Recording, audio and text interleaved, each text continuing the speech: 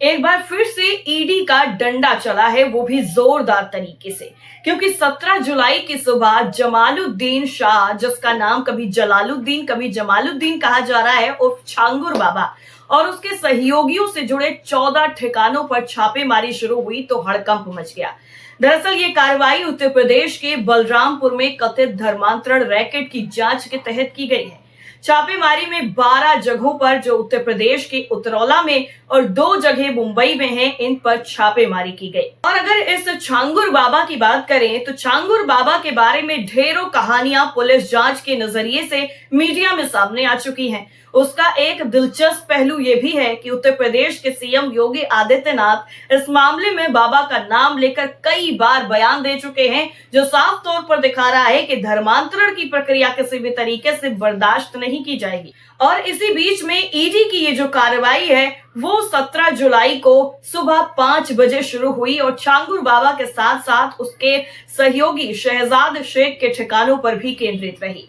जांच में यह पता चला है कि छांगुर बाबा के खातों से शहजाद शेख के खाते में 1 करोड़ रुपए से ज्यादा के पैसे ट्रांसफर किए गए थे। छापेमारी के दौरान बड़ी मात्रा में जमीन से संबंधित दस्तावेज और बिना हिसाब का नगद पैसा बरामद करने का दावा भी किया गया है। छांगुर बाबा पर दरअसल आरोप है कि उसने धार्मिक आस्था की आड़ में विशाल संपत्ति अर्जित की। उत्तर प्रदेश पुलिस के आतंकवाद निरोधी दस्ते यानी एटीएस ने हाल ही में छांगुर बाबा को कथित सामूहिक धर्मांतरण रैकेट के सिलसिले में गिरफ्तार किया था और जांच में यह सामने आया कि छांगुर बाबा और उसके सहयोगियों ने मध्य पूर्व और मुमकिन है कि पाकिस्तान से 500 करोड़ रुपए से ज्यादा की विदेशी फंडिंग भी प्राप्त की थी, जो 40 बैंक खातों में जमा कराई थी।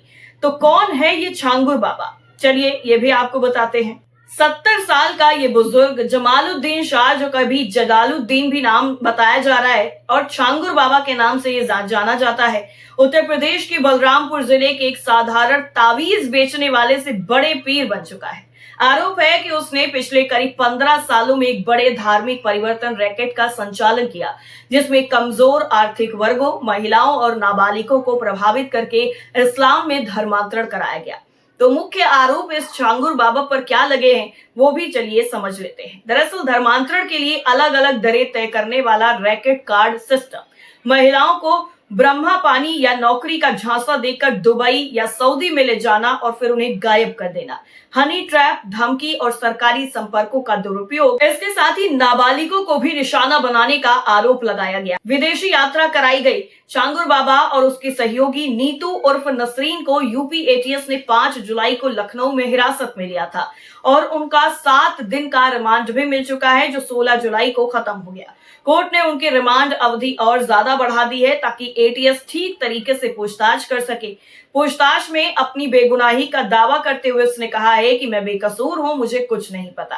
इसके साथ ही छांगुर बाबा पर आरोप है कि उसने आस्था की आड़ में बहुत ज्यादा जो संपत्ति है वो अर्जित कर ली है और उत्तर प्रदेश के एटीएस की तरफ से जो भी चीजें सामने आ रही है वो इस पूरे मामले को और ज्यादा गंभीर कर रही हैं, क्योंकि बैंक खातों की भी जांच सामने आ रही है, 500 करोड़ से ज्यादा की विदेशी फंडिंग की भी बात जो है वो सामने आ रही है और ये भी जांच में खुलासा हुआ है कि छांगुर बाबा और उसका सहयोगी नीतू उर्फ नसरीन ने कथित तौर पर कमजोर लोगों को लालच देकर और जबरदस्ती धर्म परिवर्तन कराया। वहीं गाजियाबाद की एक महिला ने भी ये आरोप लगाया है कि छांगुर बाबा और उसके सहयोगी बदर अख्तर सिद्दीकी ने उसकी बहन को दुबई में नौकरी का लालच देकर धर्म परिवर्तन के लिए प्रेरित किया और बाद में वो लापता हो गई। वहीं ईडी जांच में छांगुर बाबा की संपत्तियों, जिसमें बलरामपुर और पुणे में करोड़ों रुपए की अवैध संपत्तियां शामिल हैं, इस पर भी ध्यान केंद्रित है। उनकी एक शानदार हवेली, जो कथित तौर पर धर्म परिवर्तन पर्दाफाश के लिए इस्तेमाल होती थी, उसको भी जिला प्रशासन ने हाल ही में बुलडोजर से ध्वस्त कर दिया है।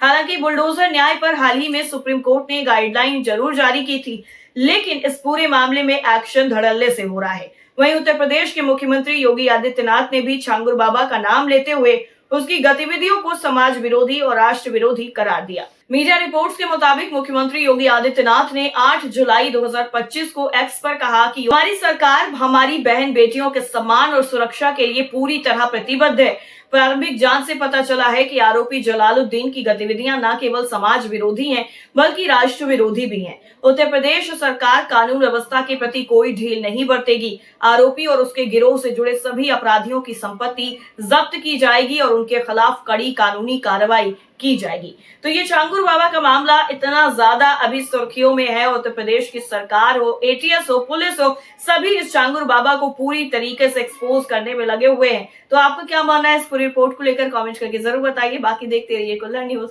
नमस्कार।